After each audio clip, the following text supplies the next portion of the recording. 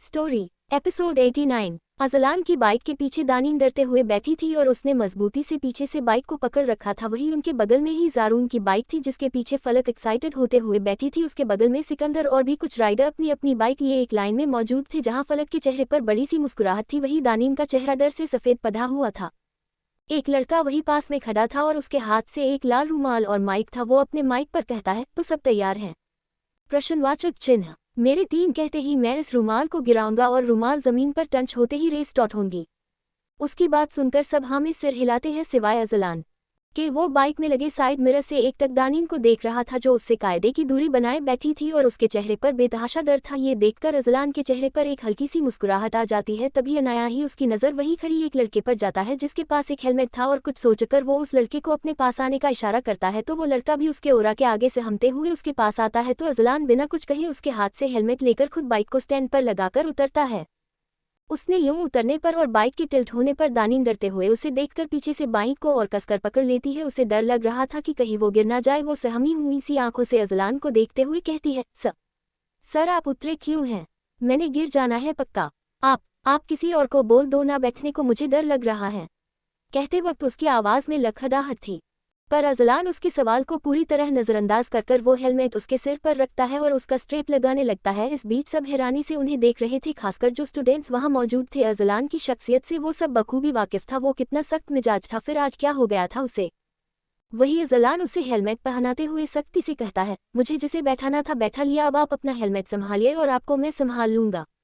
इतना कहकर वो उससे जरा दूर होकर उसे एकटक देखने लगता है। वही दानीन भी हैरानी से उसे देख रही थी। उसका क्या मतलब था कि वो उसे संभालेगा? प्रश्नवाचक चिन्ह। अजलान के अलग अलग रंग उसे हर दफा हैरानी से छोड़ देते थे। वो अभी उसे देख ही रही थी कि तभी जुबैर, जो दोनों को एक दूसरे को देखता देख रहा था, मुंह बनाते हुए कहता है, इस साले को चैन नहीं है, हर जगह स्टार्ट हो जाता है। ये कहते हुए वो जोर जोर से बाइक का हॉर्न बजाता है जिससे अजलान गुस्से में दानीन से नजरें हटाकर उसे देखता है तो वो मुस्कुराते हुए उसे ही देख रहा था पर अजलान उसे एक टफ लुक देकर खुद हेलमेट पहनकर बाइक पर बैठता है। इस बीच सिकंदर एक टक उसे घूर रहा था। उसे किसी भी कीमत पर इस अजलान से जीतना था और उसे पूरा भरोसा था कि वो जीत भी जाएगा। उफ, ये हसीन ख्वाब। पर कुछ ख्वाब सिर्फ देखे जा सकते हैं, वो मुकम्मल कहाँ होते हैं। सबको बैठता देख वो लड़का जिसके हाथ में माइक था कहता है, so let's start the race. याद रहे यहाँ से टनल को क्रॉस कर वहां लगे रेड फ्लैग को जो हाईवे से होते हुए वापस लेकर आएगा, they will win. The countdown begins, 0.1.3 गो। इतना कहकर वो अपने हाथ में पकड़ा फ्लैग नीचे गिराता है और सारी बाइक्स तेजी से वहां से आगे बढ़ जाती है। जहां सबसे आगे सिकंदर की बाइक थी वहीं सबसे पीछे अजलान की। उसने अभी तक ठीक से स्पीड दी ही नहीं थी। ये देखकर सबको लगने लगा था वो पक्का हारेगा, पर दानीन वो जरा सुकून में थी क्योंकि उसे जीतने से कोई मतलब नहीं था। वो तो इसी बात से खुश थी कि अजलान तेज बाइक नहीं चला रहा। वही अजलान बाइक चलाते हुए ही मिरर से पीछे देखता है तो उसकी आंखें छोटी हो जाती है। दानीन उससे इतनी दूरी बनाकर जो बैठी थी, ये देखकर वो अचानक से बाइक की स्पीड बिल्कुल स्लो करता है और फिर अगले ही पल एक छक्के के साथ रेस देता जिससे दानीन छक्के के साथ आगे आती है और उसके हाथ अजलान के कंधे पर चले जाते हैं। और ये देखकर अजलान के चेहरे पर एक टेढ़ी मुस्कुराहट आ जाती है। वो कुछ सोचकर अपना एक हाथ दानिश की तरफ बढ़ाते हुए कर्कश आवाज में कहता है, प्रिंसेस होल्ड माई हैंड। उसकी बात सुनकर वो नासमझी में उसे देखती है तो अजलान दोबारा जरा सख्ती से कहता है, princess I said give me your hand. उसकी सख्त आवाज़ सुनकर दानीन कांपते हुए उसके हाथ पर अपना हाथ रखती है तो अजलान उसके हाथ को अपने पेट पर रखकर वापस अपना हाथ हैंडल पर रखकर बाइक ड्राइव करने लगता है। वही उसकी इस हरकत से दानीन अजलान के बेहद करीब आ गई थी और यह करीबी उसे अजीब सी सिरहन फील करा रही थी जिससे बचने के लिए वो अपना हाथ पीछे लेने लगती है। पर इससे पहले कि वो हाथ पीछे लेती अजलान सख्ती से कहता है, अगर आप नहीं चाहती कि मैं आपको चलती बाइक से नीचे पटकूं तो हाथ हिलना नहीं चाहिए। उसकी धमकी सुनकर दानीन के हाथ अचानक रुक जाते हैं और वो डरते हुए अपनी पकड़ उसकी कमर पर अनाया की कस देती है। वही अजलान जो अभी तक नॉर्मली ड्राइव कर रहा था अचानक अपनी बाइक की स्पीड धीरे धीरे बढ़ाने लगता है और देखते ही देखते वो एक एक कर सबको पीछे छोड़ने लगता है। वहीं उसकी अचानक से स्पीड बढ़ाने से दानीन तो जैसे डर से कांप रही थी। वो डरते हुए कहती है, सर प्लीज़ थोड़ा धीरे चलाएं, मैं गिर जाऊंगी प्लीज़, मुझे डर लग रहा है सर। उसकी बात सुनकर अजलान स्पीड और बढ़ाते हुए एक बेहद शार्प टर्न लेते हुए कहता है, प्रिंसेस जब हूं तो डरने की क्या ज़रूरत। इतना कहकर वो स्पीड अचानक से फुल कर देता है।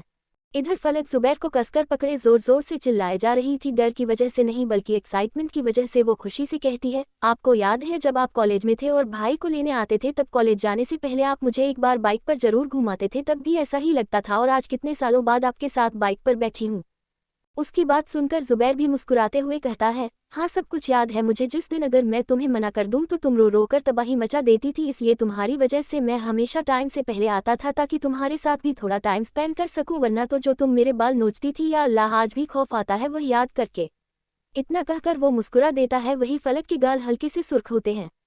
तभी अजलान की बाइक उनकी बाइक को ओवरटेक करते हुए आगे निकल जाती है। ये देखकर फलक कहती है, देखिए भाई आगे निकल गए, जल्दी चलाए। जुबैर मुस्कुराते हुए, उससे जीतना मेरे लिए तो क्या किसी के लिए भी मुमकिन नहीं है, वो बाइक राइडिंग का किंग है, वो बात लगेगी। आज न जाने कितने साल बाद बाइक उठाई है उसने, पर फिर भी कहते हैं ना once a king always a king मुकुट। वहीं अजलान जो जुबैर की बाइक को भी बड़ी आसानी से ओवरटेक कर चुका था, उसके आगे बस सिकंदर था जो टनल तक पहुंचने ही वाला था। उसी टनल के पास एक रेड फ्लैग दिख रहा था जो देखकर वो ड्राइव करते हुए ही दानीन से कहता है, प्रिंसेस वो फ्लैग देखो, तुम्हें ऊपर उठकर वो फ्लैग लेना है, समझी? प्रश्नवाचक चिन्ह। उसकी बात सुन दानीन हैरानी से उस फ्लैग को देखती है जिसे लेने के लिए उसे अपनी जगह से खड़ी होना पड़ता, वो भी चलती बाइक पर। ये देखकर वो डरते हुए कहती है, यह आप क्या कह रही हैं सर, मैं तो ठीक से ज़मीन पर नहीं खड़ी हो पाती और आप कह रहे हैं कि मुझे चलती हुई बाइक पर खड़े होना पड़ेगा? नहीं नहीं, मुझसे यह नहीं हो सकता, मैं तो इस चीज़ का तसव्वुर भी नहीं कर सकती। आप बाइक रोक दीजिए और खुद ही फ्लैग उठा लीजिएगा, मुझसे नहीं होगा, मुझे बहुत डर लग रहा है। पहले ही आप इतनी जोर से बाइक चला रहे हैं। सर हमें वापस होटल जाना है, ऐसा ना हो कि हमारा अगला स्टॉप सीधा जन्नत हो। कम से कम एक्सीडेंट की मौत तो नहीं मरना चाहती मैं। ये तो बिल्कुल भी इनोवेटिव साउंड नहीं कर रहा, इससे अच्छा तो मैं अपनी कॉलेज की बिल्डिंग से कूद जाऊं, कम से कम शरीर से रूह तो आराम से निकल जाएगी, उसने बेहद डरते हुए कहा। वही उसकी बात सुनकर अजलान चिढ़ते हुए कहता है, चुपचाप आप वो कीजिए जो मैंने करने के लिए कहा है, वरना मैं खुद अभी आपको धक्का दे दूंगा, समझिए? आप कॉमन गेटअप। उसकी धमकी सुनकर दानीन डरते हुए खुद से कहती है, या अल्लाह कहाँ फंसा दिया, ये कैसी मौत नसीब होने वाली है मुझे? कम से कम एक आखिरी बार माला से बात तो कर लेती मैं। या अल्लाह मेरे गुनाहों को माफ़ करना, लगता है मैं तेरे पास आने ही वाली हूँ अब। इतना कहकर वो अजलान के कंधों को पकड़कर जरा उठती है। वही सिकंदर अब तक टनल के पास पहुंच गया था, वो फ्लैग को छूने ही वाला था कि उससे पहले ही अजलान अचानक से अपनी बाइक आगे लेकर आता है और दानीन जो अब तक खड़ी हो चुकी थी, आंखें बंद कर कर अल्लाह का नाम लेते हुए वो फ्लैग ले लेती है। ये देखकर सिकंदर तो बिल्कुल हैरान हो जाता है। वही दानीन वापस बैठते हुए उस फ्लैग को देखकर एक्साइटेड होते हुए कहती है, मैंने फ्लैग ले लिया, मैंने कर दिखाया, देखा आपने, मैंने खुद से फ्लैग लिया, मैं नहीं मरी, या अल्लू मैंने किया। ये कहते हुए वो अजलान के कंधों को कसकर पकड़ लेती है। वही अजलान हल्का सा मुस्कुराते हुए कहता है, कहा था ना तुम कुछ भी कर सकती हो प्रिंसेस, पर फिलहाल किसी को बहुत बड़े गुनाह की सजा देना है ताकि समझ आए कि किसी और की मुल्कियत को छूना नहीं चाहिए। इतना कहकर वो एक झटके के साथ बाइक यू टर्न लेता है और सिकंदर जो उनके पीछे ही आ रहा था उसके यू टर्न लेने से उसका बैलेंस अचानक से बिगड़ा है और उसकी बाइक बुरी तरह फिसलते हुए गिरती है। उसी के साथ सिकंदर भी बुरी तरह गिरता है। ये देखकर दानीन हैरानी से उसे देखते हुए कहती है, सर उसे चोट लगी है, हमें कुछ करना होगा। वो अजलान उसकी बात टालकर कैजुअल टोन में कहता है, काम डाउन प्रिंसेस, दो दिल, कुछ नहीं होगा, सिर्फ बाइक टूटी है उसकी और थोड़ी बहुत खरोचे, सो चिल। उसकी बात से साफ पता चल रहा था कि उसने ये सब कुछ जानबूझकर किया है, जिसे समझते हुए दानीन कहती है, आपने जानबूझकर किया ये सब? अजलान ड्राइव करते हुए, तुम्हें क्या लगता है बच्चा? अजलान शरिया से गलती हो सकती है। इतना कहकर वो एक बार फिर स्पीड बढ़ा देता है। वही दानीन को तो वो समझ ही नहीं आ रहा था, ये बार बार उसका सोफत होना, उसे प्रिंसेस कहना, ये सब क्या था, पर वो कुछ नहीं कहती, उसे अभी भी डर लग रहा था बाइक पर बैठने में। करीब आधे घंटे बाद उनकी बाइक होटल में एंटर करती है और उन्हीं के पीछे जुबैर और फलक भी, बस क्योंकि फ्लैग दानीन के पास था तो साफ मतलब था जीते वो थे। एपिसोड 90। अजलान की बाइक रुकते ही दानीन तुरंत उतर जाती है। इस बीते एक घंटे में जब से वो बाइक पर बैठी थी, ना जाने कितनी सूरतें पड़ चुकी थी, उसे तो कब्र के सवाल भी सुनाई देने लगे थे, जिसका पूरा क्रेडिट अजलान की बाइक रेसिंग को जाता था। उसने सोच लिया था आज के बाद अगर कभी भी ऐसी नौबत आई तो वो चाहे जमीन पर बैठकर रो लेगी, लेकिन अजलान के पीछे बाइक पर नहीं बैठेगी। वही उसे यूं उतरता देख अजलान उसे घूरकर एक नज़र देखता है और फिर खुद भी बाइक से उतरता है। अब तक जुबैर और फलक भी अपनी कार से उतर चुके थे, धीरे धीरे बाकी सब भी लौट रहे थे। सिकंदर भी टूटी फूटी हालत में एक दूसरे बाइक के पीछे बैठकर आता है, क्योंकि उसकी बाइक का तो ऐसा हश्र हुआ था कि पूछो पत, चोट तो उसे भी काफ़ी आई थी, जगह जगह निशान थे हाँ, लेकिन कोई सीरियस इश्यू नहीं था। सबके आने के बाद वो लड़का जिसके हाथ में माइक था वो कहता है, तो क्योंकि टीम 1 फ्लैग लाई है तो ये जीतते हैं और जो अमाउंट बैट किया था वो इन्हें ही मिलेगा। उसके ये कहते ही वहां तालियां बजने लगती है। तभी अजलान सबको देखते हुए अपनी बुलंद आवाज में कहता है, मुझे कोई अमाउंट नहीं चाहिए, ईमान वाला शख्स हो हराम रही खाता। इतना कहकर वो आगे जाने के लिए कदम बढ़ाता है, पर फिर कुछ सोचकर वही खड़े सिकंदर के पास जाता है जो जलन और डर आंखों में लिए उसे ही देख रहा था। अज़लान उसके पास जाकर उसे देखते हुए आहिस्ता से कहता है ताकि कोई और ना सुने, सिर्फ छूने की कोशिश की थी इसलिए बाइक टूटी है, अगर तुम्हारे हाथ उसे छू पाते तो तुम खुद टूटे होते, इसलिए ये धमकी याद रखना, फ्यूचर में कभी भी अगर मुझे तुम उसके साय के भी आसपास नजर आए तो ट्रस्ट मी तुम खुद फिर कभी किसी को नजर नहीं होगे। इतना कहकर वो वही मौजूद कुछ स्टूडेंट्स को देखते हुए सिकंदर की तरफ इशारा कर कर कहता है, लेकर जाओ इसे और मरम्मत करो, ईगो के साथ साथ बच्चे की हड्डियां भी टूटी हैं शायद। इतना कहकर वो उसे एक टफ लुक देकर वहां से जाने लगता है, पर फिर कुछ सोचकर पीछे पलटते हुए दानीन की तरफ देखता है जो अभी भी अपनी जगह पर ही खड़ी थी और उसे देखकर जरा सख्त आवाज में कहता है, मिस दानीन आप मेरे पीछे आए, कुछ काम है आपसे। इतना कहकर वो वहां से चला जाता है और दानीन भी जल्दी जल्दी उसके पीछे जाती हैं। ये देखकर फलक भी उसके पीछे जाने ही वाली थी कि तभी जुबैर उसका हाथ अचानक पकड़कर उसे रोकता है और कुछ सोचते हुए कहता है, मिस फलक मुझे स्टूडेंट से एक फॉर्म भरवाना है तो आप मेरी हेल्प कर देंगी प्लीज। उसकी बात सुनकर वो हाँ में सिर हिलाती है तो जुबैर बाकी सब स्टूडेंट्स को भी अंदर चलने का कहता है। इधर होटल के एक कॉरिडोर में अज़लान खड़ा था और उसके सामने मौजूद थी दानीन जो सिर झुकाए खड़ी थी। वो अज़लान के पीछे पीछे यहाँ तक आई थी पर वो पिछले 10 मिनट से उसे हाथ बांधे बिना किसी भाव के लगातार घूरे जा रहा था और दानीन चुपचाप अच्छे बच्चे की तरह सिर झुकाए खड़ी थी। दरअसल अज़लान उसे यहाँ ले तो आया था ताकि उसके साथ थोड़ा वक्त बिता सके, पर मसला अब ये था कि बहाना क्या बनाए। तभी दानीन जो इतनी देर से खड़ी थी कहती है, सर मैं जाऊं अगर कोई काम ना हो तो। उसकी बात सुनकर अज़लान का चेहरा गुस्से में लाल हो जाता है, मतलब उसमें क्या कांटे लगे थे जो इस लड़की को हर वक्त उससे दूर जाना होता है। वो चिढ़कर उसे डांटते हुए कहता है, क्यों? प्रश्नवाचक चिन्ह। यहाँ खड़े रहने में कोई मसला है आपको या बाहर कोई इंतजार कर रहा है? प्रश्नवाचक चिन्ह। अगर कर भी रहा है तो करने दीजिए क्योंकि फिलहाल आपको यहाँ मौजूद रहना है मेरी आंखों के सामने। उसकी सख्त आवाज सुनकर दानीन चुप हो जाती है पर अपना सिर झुकाए खुद में बुड़बुड़ाते हुए कहती है, इतनी तेजी से तो घिरघिट अपना रंग ना बदले जितनी तेजी से इनके तेवर बदलते हैं। अरे मैं क्या कोई बॉलीवुड की हाई रेटेड फिल्म हूँ जो कब से घूरे जा रहे हैं, पहले जबरदस्ती अपने साथ बाइक राइड पर ले गए और अब ऐसे देख रहे हैं जैसे अभी मुझे यही जिंदा काट कर मेरी बिरयानी बनाएंगे। या अल्लाह, इनकी ऐसी सनकी हरकतों की वजह से अभी तक सिंगल है, वरना तो 2 बच्चों के बाप होते, पर क्या करे लड़की ही भाग जाती होंगी। हरकतें देख कर रहा है पर पता नहीं मैं कैसे फंस जाती हूँ हर वक्त। या अल्लाह, मेरी ना सच्चे दिल से दुआ है इनकी बीवी ना इन्हें इतना परेशान करे कि यह पागल हो जाए, जैसे ये सब पर हुक्म चलाते हैं वो इन पर हुक्म चलाए। और इनके बच्चे वो तो इतने शैतान हो कि इनकी नानी दादी अम्मी अब्बा बड़ी मम्मी बड़े अब्बा सब याद आ जाए इन्हें, हिटलर कहीं के। वो यही सब सोचते हुए आपस में कुछ ना कुछ तो बड़बड़ा रही थी, तभी अज़लान की गहरी आवाज़ उसके कानों में जाती है, हो गया। उसकी बात सुनकर दानीन तुरंत अपने ख्यालों से बाहर आकर नजरें उठाकर उसे देखती है और हकलाते हुए कहती है, कब? क्या सर? अज़लान अपने सीने पर हाथ बांधे उसे घूरते हुए कहता है, मुझे कर्ज करना। यही तो कर रही हैं आप, after all it's your favourite time pass. उसकी बात सुनकर दानीन की शक्ल देखने लायक थी और हो भी क्यों ना उसकी चोरी जो पकड़ी गई थी, पर वो किसी तरह अपने डर को छिपाकर जबरदस्ती मुस्कुराते हुए कहती है, न नहीं नहीं, मैं क्यों कर्ज करूंगी आपको, आप तो मेरे फेवरेट सर हैं। मैं तो बस प्रे कर रही थी कि आपकी फ्यूचर लाइफ वेल सेटल्ड हो, आपको अच्छी बीवी मिले, अच्छे बच्चे हो। उसने बेहद वाहियात झूठ बोला जिसे सुनकर अज़लान के चेहरे पर हल्की सी मुस्कुराहट तो आई, पर उसने तुरंत उसे छिपा लिया और उसे मजीद दिलचस्पी से देखते हुए कहा, अच्छा that's really sweet of you miss Denin, मेरी वाइफ और बच्चों के लिए प्रे किया आपने, आई रियली अप्रिशिएट इट। और फिक्र मत कीजिए, मेरी वाइफ यकीनन बहुत अच्छी ही होंगी, आपने इतने प्यार से दुआ जो की। और रही बात बच्चों की तो मैं अपने सारे बच्चों के नाम आपसे ही रखवाऊंगा। उसकी बात सुनकर दानीन को लगता है कि वो कैजुअली कह रहा है तो वो भी मुस्कुराते हुए उसकी तरफ देखकर कहती है, मुझे बहुत खुशी होंगी आपके बच्चों के नाम रखने में सर। उसकी मुस्कुराहट देखकर अज़लान के चेहरे पर भी एक टेढ़ी मुस्कुराहट आ जाती है और वो उसे देखते हुए खुद में सोचता है, जब बच्चे पैदा तुम करेगी तो नाम भी तो तुम ही रखोगी ना प्रिंसेस। दानीन सर मुझे फलक ढूंढ रही होंगी, मैं जाऊं? अज़लान के चेहरे पर दानीन के मुंह से फलक का जिक्र सुनकर चिढ़ा जाती है। अगर उसे अपनी सारी जिंदगी में किसी से जलन होती थी तो वो फलक ही थी शायद, पर फिर वो उसे रोक भी तो नहीं सकता था, इसलिए बस हाँ में सिर हिला देता है और वो तुरंत वहां से चली जाती है। वहीं उसे जाता देख अज़लान खुद बस एक गहरी सांस लेता है। एपिसोड 91। अगली सुबह करीब 9 बजे बस SIMT कैंपस के अंदर एंटर करती है और बस के रुकते ही एक एक करके सब बच्चे बस से उतरने लगते हैं। आज सभी को ऑफ था तो सबको सिर्फ आराम करना था, कल से वापस से वही पुराना शेड्यूल। सभी स्टूडेंट्स को अपने अपने रूम में जाने का कहकर जुबैर और अज़लान वहां से निकल गए थे। हालांकि जाने से पहले अज़लान ने एक आखिरी नज़र दानीन पर जरूर डाली थी जो काफी थकी हुई लग रही थी, पर फिर वो भी वहां से निकल गया। उसे भी अब सीधा शाम को ही हॉस्पिटल जाना था कुछ सर्जरी के लिए, पर कुछ चीजें थी जो निपटना फिलहाल जरूरी था। इधर दानीन भी फलक के साथ अपने रूम में आई, तभी उसका फोन बजा जिस पर माला का नाम फ्लैश हो रहा था और इतना पढ़कर उसके चेहरे पर एक हल्की सी मुस्कुराहट आ गई जो हमेशा आ जाया करती थी। वो फलक को फ्रेश होने का कहकर खुद फोन उठाकर बालकनी में आ जाती है और कॉल पिक करते ही इससे पहले कि वो कुछ कहती दूसरी तरफ से माला की फिक्रमंद आवाज उसके कानों तक पहुंचती है जो कह रही थी, ठीक है ना तू? सब ठीक से तो हुआ ना वहाँ? उसने पहचान तो नहीं ना तुझे? तू डरी तो नहीं? देख अगर कुछ भी बेकार सा लग रहा है तो तू यहाँ आजा, आज तो छुट्टी भी होगी। अरे तेरी कुछ बोल क्यों नहीं रही है तू दानू?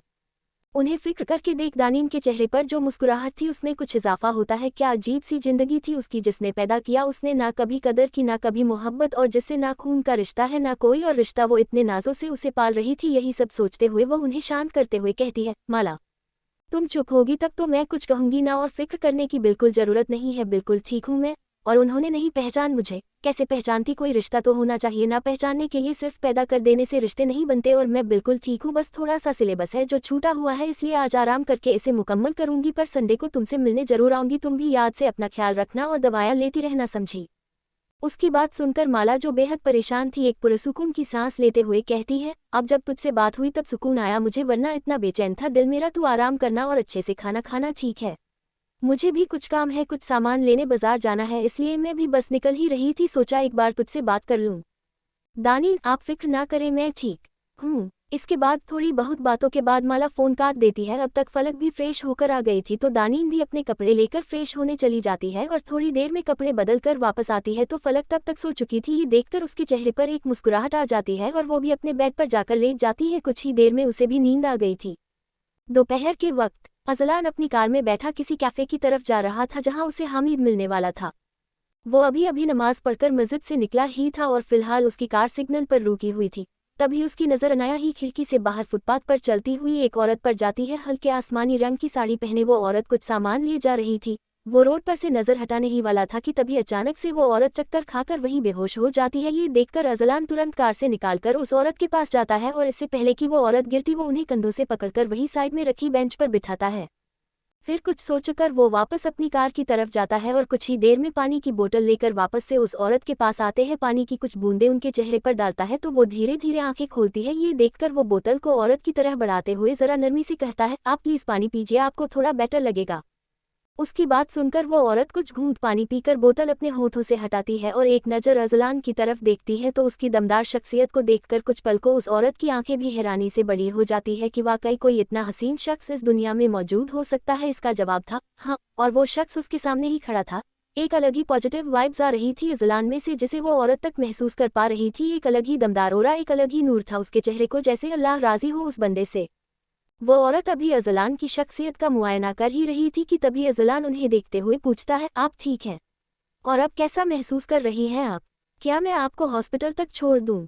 वो औरत हल्का सा मुस्कुराते हुए, नहीं बेटा शुक्रिया, वो बस धूप की वजह से हल्का चक्कर आ गया था, अब मैं ठीक हूँ और मुझे चलना चाहिए, पर आपका बहुत बहुत शुक्रिया। आज के वक्त में बहुत कम लोग होते हैं जो किसी को तकलीफ में देखकर अपने कम रोकते हैं।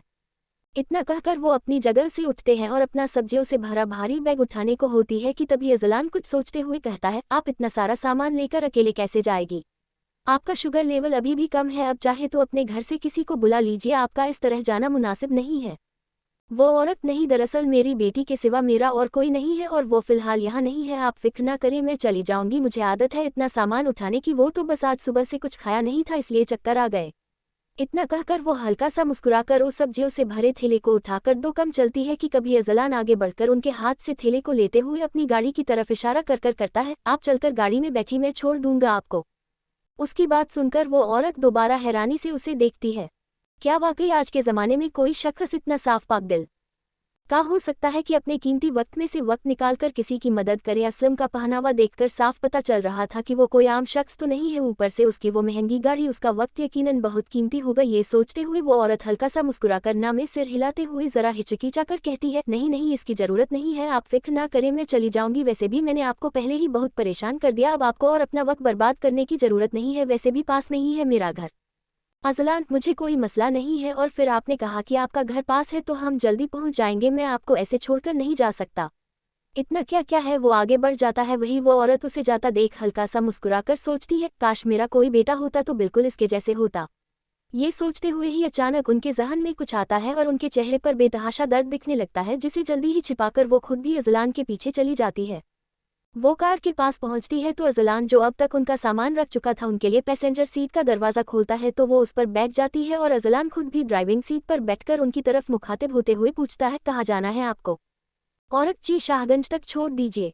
उनकी बात सुनकर अजलान हाँ में सिर हिलाकर कार स्टार्ट करता है और कार शाहगंज की तरफ मोड़ देता है। इस बीच वो औरत बार बार कुछ सोचते हुए अजलान को देख रही थी। कार में पूरी तरह खामोशी थी। जब उस औरत से बर्दाश्त नहीं होता तो वो अपने सवालों को अक्षरों में पिरोते हुए पूछती है, बेटा कुछ पूछूं आपसे, अगर बुरा ना मानो आप तो। अजलान उनके सवाल पर एक नज़र उन्हें देखकर हाँ में सिर हिलाता है तो औरत कुछ सोचते हुए कहती है, बेटा शादी हो गई आपकी? प्रश्नवाचक चिन्ह। उनकी बात सुनकर अजलान बस ना में सिर हिला देता है और वही उसके जवाब पर उस औरत के चेहरे पर एक मुस्कुराहट आ जाती है और वो कुछ सोचते हुए कहती है, चलो अच्छा है, दरअसल मेरी एक बेटी है और आपको देखकर लगता है कि काश उसे जिसके हाथों में भी सौंपो वो बिल्कुल आप जैसा ही हो। वो अपनी बात मुकम्मल करती उससे पहले ही अजलान हल्का सा मुस्कुराते हुए कहता है, यह मुमकिन नहीं क्योंकि मेरे जैसा कोई और हो नहीं सकता और मेरा तसव्वुर अब कोई और कर नहीं सकता क्योंकि मैंने खुद को किसी को सौंप दिया है। वह अभी छोटी है, बहुत पढ़ाई कर रही है, जैसे ही मुकम्मल होगी तो उससे निकाह करूंगा, पर आप फिक्र मत कीजिए, मुझसे बेहतर कोई मिलेगा उसे, मैं इस दुनिया का आखिरी शख्स तो नहीं। उसने बेहद सादगी से अपनी बात कही थी पर उस औरत के चेहरे की वो मुस्कुराहट जो देखकर थी तुरंत गायब हो जाती है। वो ठीक कह रहा था, उसके जैसा शायद कोई और हो नहीं सकता था, पर क्या उसके उससे बेहतर भी कोई होता? कम से कम उस औरत की नज़र में तो नहीं। काफ़ी जिंदगी बिताई थी उन्होंने, पर जिंदगी में पहली बार इतना साफ दिल मर्द देखा था। पर फिर कुछ सोचते हुए वो पूछती है, बहुत मोहब्बत करते हो उससे? और वो भी करती है। अजलान, कितनी करता हूँ यह नहीं बता सकता, कभी नापी नहीं और ना ही नापी जा सकती है, बस इतना पता है कि वो सिर्फ जरूरी नहीं है, ख्वाहिश भी है, तमन्ना भी है, आरज़ू भी है और ख्वाब भी है, बस उम्र में थोड़ी छोटी है और बहुत नादान भी है। ये सब चीज़ें उसे समझ नहीं आती, पर वक्त आने पर मैं समझा दूंगा। और रही बात एक तरफा मोहब्बत की, तो फिर मेरी एक तरफा मोहब्बत काफ़ी है हमारी ज़िंदगी गुजारने के लिए, और मुझे पता है एक वक्त पर उसे खुद भी मुझसे मोहब्बत हो जाएगी। कहते वक्त उसकी आंखों में मोहब्बत झलक रही थी जिसे वो औरत भी देख पा रही थी। इसके बाद उन्होंने कुछ और नहीं कहा, पर उनकी आंखों में मायूसी जरूर थी। उनके सामने बैठा मर्द एक हीरा था, कोहिनूर, जिसे वो अपनी बेटी के लिए चाहती थी, पर यह मुमकिन नहीं था क्योंकि अजलान की आंखों में जो मोहब्बत थी वो कोई आम मोहब्बत नहीं थी। उसका मकान बहुत ऊपर था जिसकी बराबरी शायद ही कुछ कर पाता। करीब 20 मिनट बाद अजलान की कार चौराहे पर आकर रुकती है और वो औरत की तरफ दोबारा मुखातिब होते हुए पूछता है, आपको कहाँ जाना है? वो औरत, आपका बहुत बहुत शुक्रिया, पर अब कहीं जाने की ज़रूरत नहीं है, यहाँ से दूसरी गली में ही मेरा घर है और गली में आपकी गाड़ी वैसे भी नहीं जाएगी, और फिर अब इतना तो मैं चल सकती हूँ, पर आपका बहुत बहुत शुक्रिया। आज के दौर में इतना नर्म दिल इंसान मैंने पहली बार देखा है। मैं आपको ज़्यादा कुछ तो नहीं दे सकती, पर मेरी दुआ है आपको जिस भी मोहब्बत है उसे भी आपसे एक दिन उतनी ही मोहब्बत हो। उनकी बात सुनकर अजलू के चेहरे पर हल्की सी मुस्कुराहट आ जाती है और वो खुद कार से उतरकर डिक्की से उस औरत का सामान निकलता है और उन्हें वो थामता है तो वो औरत भी प्यार से उसके सिर पर हाथ फेरकर वहां से चली जाते हैं और उनकी आंखों से ओझल होते ही अजलान भी ड्राइविंग सीट पर वापस बैठकर कार स्टार्ट करता है। उसे हमीद से मिलने जाना था जो बहुत जरूरी था। Thank you for listening.